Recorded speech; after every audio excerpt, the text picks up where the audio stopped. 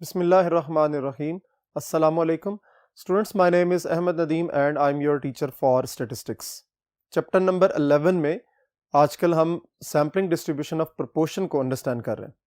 आज एक नए क्वेश्चन को अंडरस्टैंड करेंगे और इसके रिजल्ट को वेरीफाई करेंगे। तो चलिए बोर्ड की तरफ और आज के क्वेश्चन को समझते हैं। क्वेश्चन की स्टेटमेंट को अंडरस्टैंड करेंगे। Consider the population 13689। टोटल आपको 5 एलिमेंट्स दिए गए हैं पॉपुलेशन के अंदर 1, 3, 6, 8 और 9 और ये कहा गया है draw all possible samples of size 2, यानी हर सैंपल के अंदर 2 एलिमेंट्स इंक्लूड होंगे और आगे टेक्निक बताई गई है विद रिप्लेसमेंट और विदाउट रिप्लेसमेंट में से हमें ये कहा गया है कि विदाउट रिप्लेसमेंट को आपने चूज करना है। दो ही टेक्निक से आपको पता है, विद रिप्लेसमेंट या without replacement. So without replacement, WOR, this is not zero, this is WOR, without replacement, यानी एक दफ़ा सैंपल सेलेक्ट होने के बाद जो एलिमेंट आप कंसिडर कर रहे हैं वो वापस पॉपुलेशन में एग्जिस्ट नहीं करेगा। अच्छा जी, find the proportion of numbers. हमने ऐसे नंबर्स की प्रोपोर्शन निकालनी है जो कि डिविजिबल बाय 3 है। बड़ी इंपॉर्टेंट बात है ये कि आपने प्रोपोर्शन कैलकुलेट करनी है किसकी, ऐसे नंबर्स की, वो जो सैंपल आप जनरेट करेंगे उसमें कि जो डिवाइड हो रहे हैं किसके ऊपर, 3 के ऊपर। ठीक हो गया। अब आगे क्या करना है, from each sample and verify that sigma square p is equal to pi into 1 minus pi over n into n minus n over n minus 1। और ये आपको पता है फाइनाइट पॉपुलेशन कैरेक्टर है जो कि फाइनाइट पॉपुलेशन के अंदर कंसिडर किया जाता है। अब जरा गौर कीजिए कि आपकी जो जितनी भी अंडरस्टैंडिंग क्वेश्चन के हवाले से है, आप अपने प्रीवियस क्वेश्चंस को भी अगर कंसिडर करें यहाँ पर तो आपको अच्छे तरीके से क्लियर हो गया होगा कि हमारे पास जो इंपॉर्टेंट टर्म्स हैं वो है पॉपुलेशन के नंबर्स, हमारे पास उसके बाद नेक्स्ट जो इंपॉर्टेंट टर्म है वो है सैंपल साइज और टेक्निक नंबर 3 के ऊपर कि आपकी टेक्निक कौन सी है, विद रिप्लेसमेंट या विदाउट रिप्लेसमेंट। ठीक है जी, स्टार्ट करेंगे सोल्यूशन से। सबसे पहले हम कैपिटल एन यानी पॉपुलेशन के मेंबर्स को कंप्लीट करते हैं, उसकी लिस्ट बनाते हैं 1, 3, 6, 8 और 9। सो टोटल 5 आपके पास एलिमेंट्स हैं। सैंपल साइज स्मॉल एन आपके पास 2 है।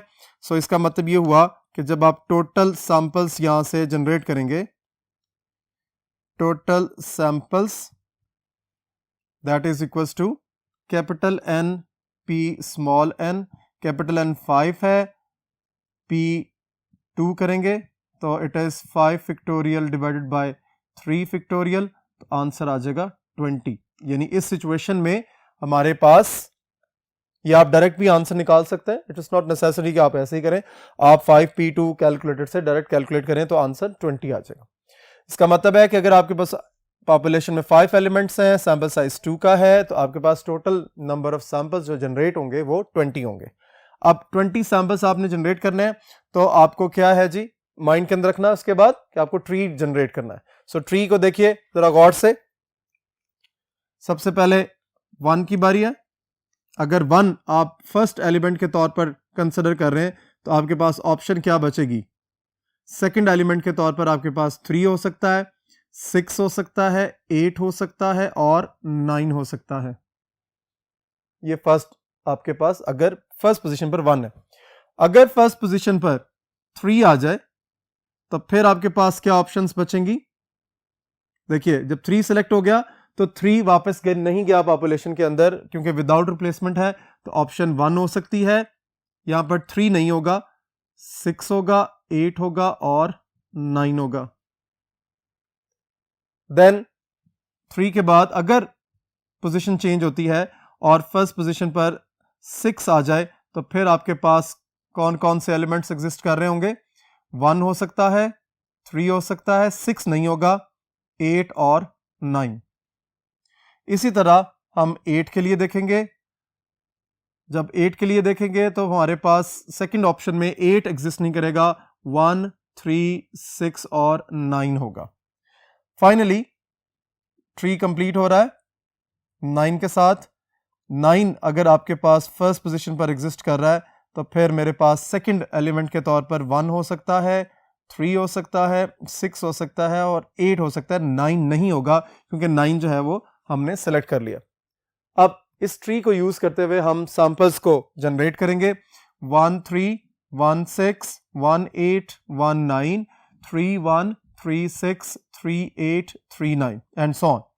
तो नेक्स्ट बोर्ड की तरफ चलते हैं और इस ट्री की मदद से अपने सैंपल्स को जनरेट करते हैं और उसके बाद फिर हम अपने इस रिजल्ट की तरफ मूव करेंगे।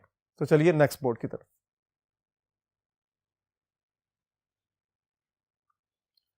हम जनरेट करेंगे सैंपल्स को। सबसे पहले सीरियल नंबर होगा, फिर सैंपल्स और उसके बाद उसका प्रोपोर्शन।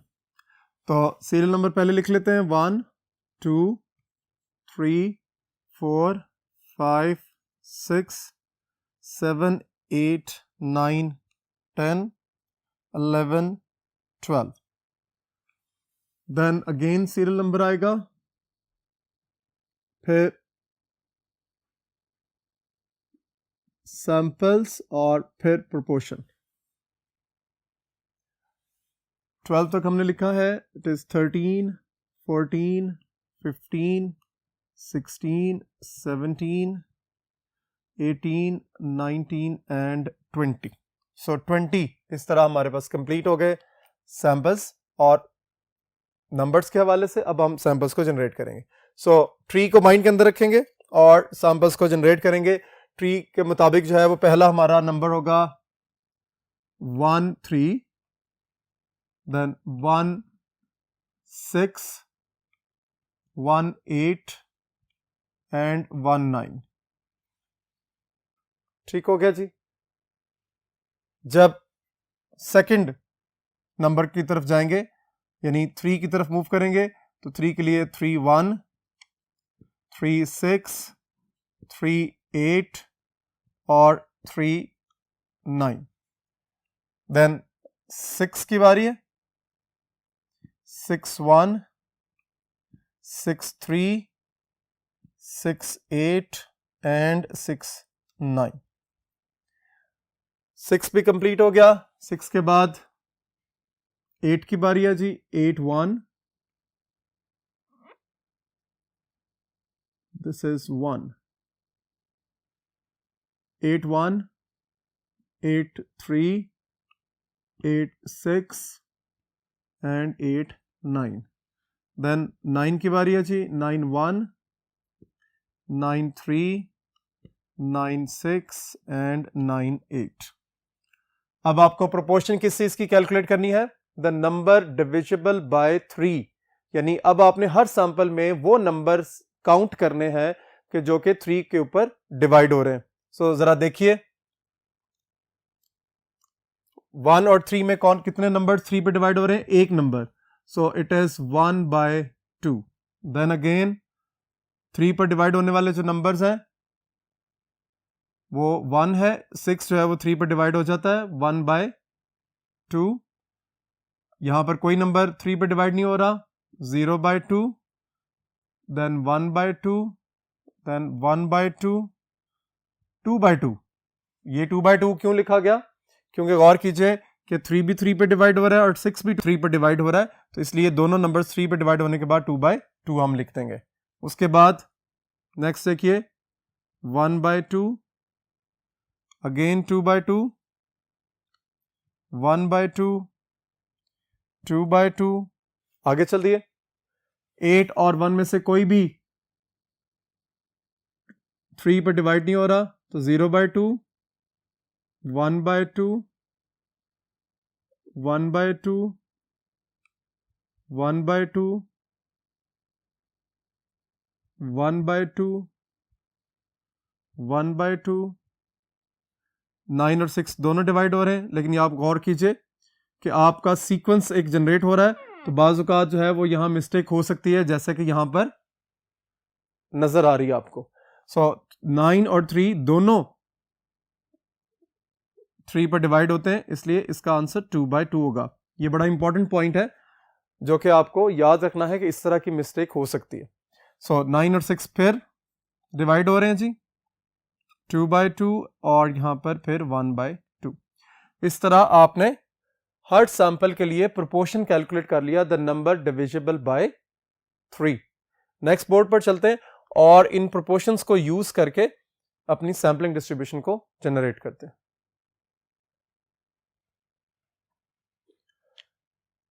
प्रोपोर्शंस को यूज करेंगे और सैंपलिंग डिस्ट्रीब्यूशन जनरेट करेंगे। यहां पर आप हेडिंग भी लिख सकते हैं, सैंपलिंग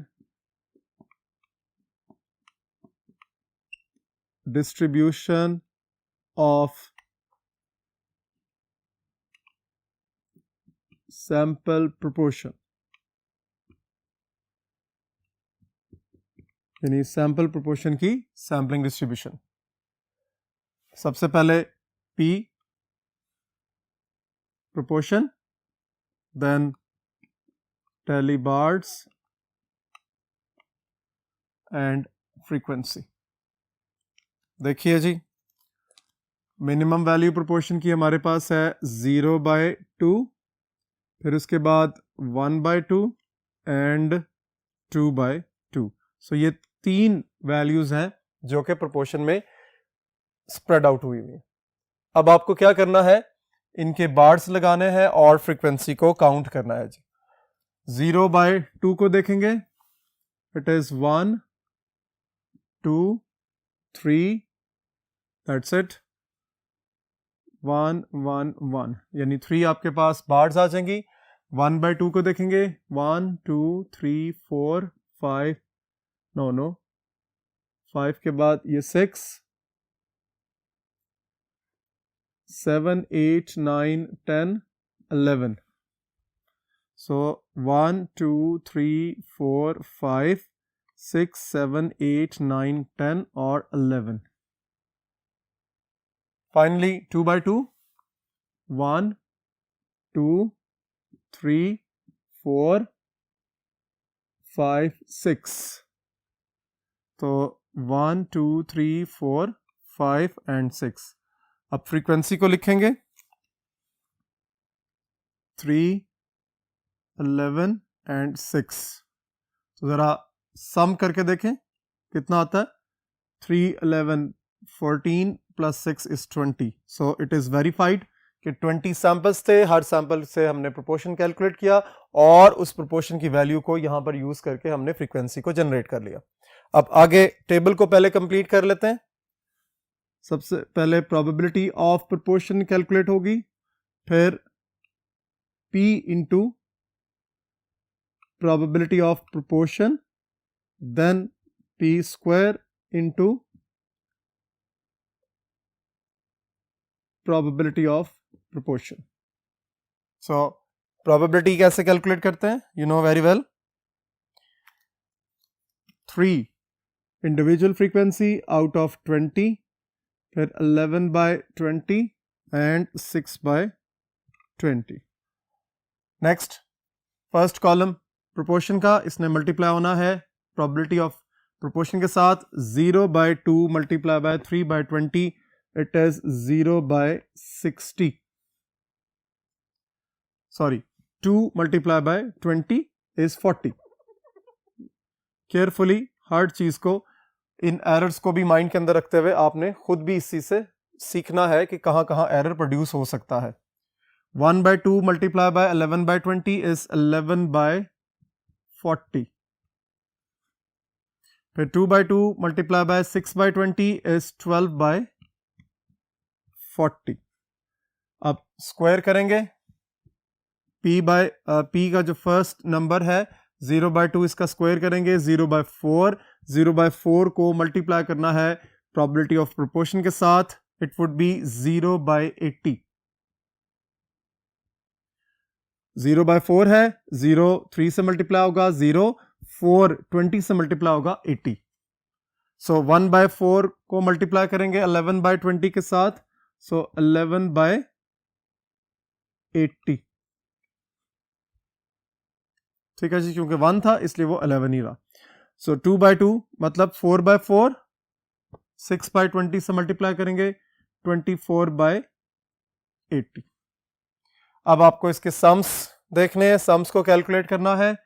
हमें चाहिए सम P into probability of P का, so 0 plus 11 plus 12 is 23 by 40. ठीक है जी. नेक्स्ट है 0 plus 11 by 20 plus 24, तो ये आ जाएगा आपका 35 by 80. अब हमने कुछ कैलकुलेशंस करनी है. सबसे पहले म्यू पी यानी mean of sampling distribution of proportion, it is sigma P into probability of P. ये हमने कॉलम कैलकुलेट किया हुआ है. It is 23 by 40. क्योंकि ये आपस में कैंसिल नहीं हो रहे इसलिए उसको यहाँ पर छोड़ देते हैं. उसके बाद हमने सिग्मा स्क्वायर पी कैलकुलेट करना है. दिस इज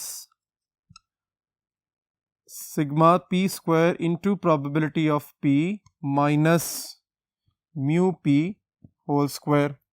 तो देखिए ज़रा, हमने कैलकुलेट किया हुआ है sum. It is 35 by 80 minus 23 by 40 whole square. तो कैलकुलेटर का यूज़ करेंगे यहाँ पर.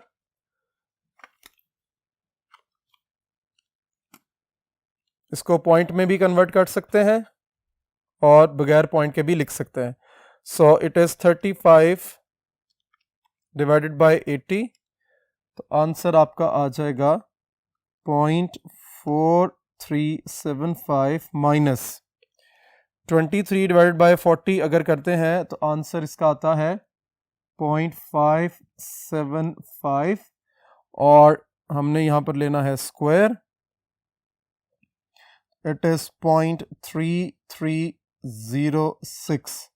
सो जब आप माइनस करेंगे 0.4375 माइनस 0.3306, तो आपके पास वेरिएंस यानी सिग्मा स्क्वायर पी का आंसर आ जाएगा 0.1069. This is mean of the distribution. This is variance of the distribution जो कि आपने प्रोपोर्शन के लिए कैलकुलेट किया है. अब एक कैलकुलेशन आपके पास रह गई है, दैट इज पाई, जो कि पॉपुलेशन प्रोपोर्शन है.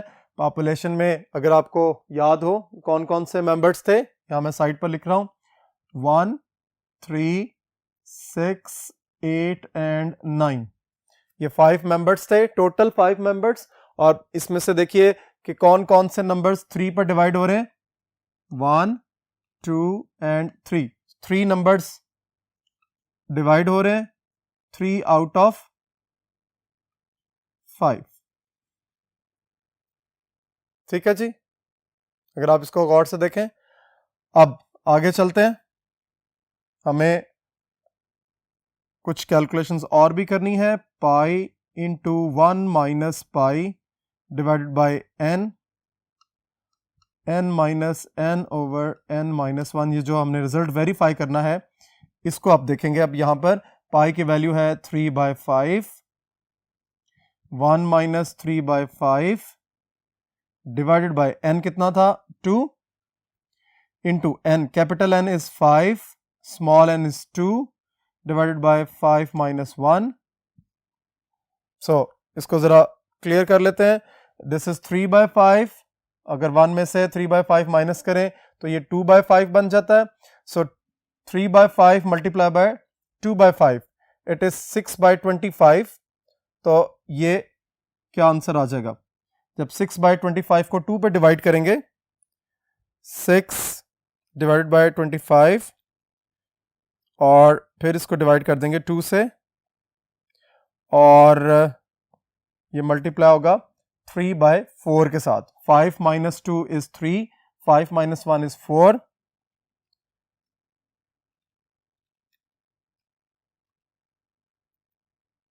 It is 0.09.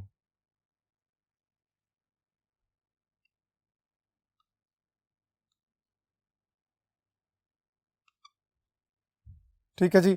अप्रॉक्सीमेटली हम इसको लिख सकते हैं 0.1. अगर यहां पे देखें तो ये भी है 0.1 और अगर यहां से हम पॉइंट्स में इसका आंसर निकालें इट इज 0.6 और mean of the proportion, sampling distribution of proportion के हवाले से मीन को देखें तो ये भी आंसर 0.6 आ रहा। सो अब इन सब रिजल्ट्स को आपने यूज करना है और अपना जो एक रिजल्ट है फाइनलाइज करना है। तो वापस बोर्ड नंबर 1 की तरफ चलते हैं और इन रिजल्ट्स को यूज करके अपनी वेरिफिकेशन कंप्लीट करते हैं। जी, रिजल्ट्स को एक दफा कंप्लीट करेंगे, माइंड के अंदर रखेंगे सिग्मा स्क्वायर पी, यानी जो variance of sampling distribution of proportion हमने कैलकुलेट किया था दैट वाज 0.1। अच्छा, इसमें एक चीज बड़ी इंपॉर्टेंट है जो आप लोगों ने याद रखनी है कि हमने जो एक्चुअल कैलकुलेशन की थी वो थी sigma square p is equal to 0.1069। ठीक है, हमने जब राइट हैंड साइड देखी, जरा गौर से देखिएगा, राइट हैंड साइड का आंसर जो है वो आ रहा था 0.09। याद रखिए कि अगर आप फ्रैक्शन को ब्रेक करेंगे और डेसिमल प्लेसेस को रिड्यूस करेंगे तो आपका आंसर जो है वो एक्यूरेसी से हटता चला जाएगा। इसी वजह से कि जब हमने फ्रैक्शन को लिखा तो ये 0.09, एक्चुअली जब हम इसको राउंड ऑफ करते हैं इट इज 0.1। ये राउंडिंग ऑफ डेटा जो है या राउंडिंग ऑफ नंबर्स आप मैथमेटिक्स में अच्छे तरीके से पढ़ चुके हैं। अगर आप इसको देखें तो यहां पर आपकी जो वैल्यू आती है वो 0.1 जब आप इसको राउंड ऑफ करते हैं। सो इसलिए हमने, अगर यहां पर याद रखिए कि जिस तरह पाई की जो वैल्यू आई थी दैट वाज 3/5। ठीक है, अब 3/5 को यूज करें या 0.6 को यूज करें, देखें बज़ाहिर ये लगता है कि दोनों सेम चीजें हैं, लेकिन अगर आप 0.6 को यूज करेंगे तो आंसर पॉइंट्स में जनरेट होना शुरू हो जाएगा और आपकी एक्यूरेसी डिस्टर्ब होना शुरू हो जाएगी। इसीलिए हमेशा याद रखिए कि अगर आपको एक्यूरेट आंसर रिक्वायर्ड है, एक्यूरेट आंसर चाहिए, तो हमेशा उस फ्रैक्शन को ही यूज करें, जो कि ऑलरेडी मैं काफी लेक्चर्स में आपसे ये बात शेयर कर चुका हूं कि आप अगर फ्रैक्शन को ब्रेक नहीं करेंगे तो आपकी एक्यूरेसी जो है वो डेवलप होती जाएगी। लेकिन चूंकि हमने इसको वेरीफाई करना था इसलिए हमने रिजल्ट्स को क्या किया, राउंडिंग ऑफ नंबर्स का जो मेथड यूज कर लिया और हमारे रिजल्ट्स जो हैं वो आफ्टर डेसिमल 1 प्लेस तक एक्यूरेट आ रहे हैं, जो कि कंसिडर किए जा सकते हैं। सो हम ये कह सकते हैं इट इज प्रूव्ड, क्या प्रूफ हुआ कि variance of sampling distribution of proportion is always equals to pi into 1 minus pi divided by n, capital N minus n over capital N minus 1 and that is equals to 0.1। Hope आज का lecture आपको यहां पर clear हो गया होगा। इसमें छोटी छोटी जो पॉइंट्स हैं उसको अच्छे तरीके से रिवाइज करें ताकि आपके आने वाले लेक्चर्स और ज्यादा बेहतर हो सकें। अपना और अपनी फैमिली का ख्याल रखिए। इंशाल्लाह नेक्स्ट लेक्चर में मुलाकात होगी। अल्लाह हाफिज।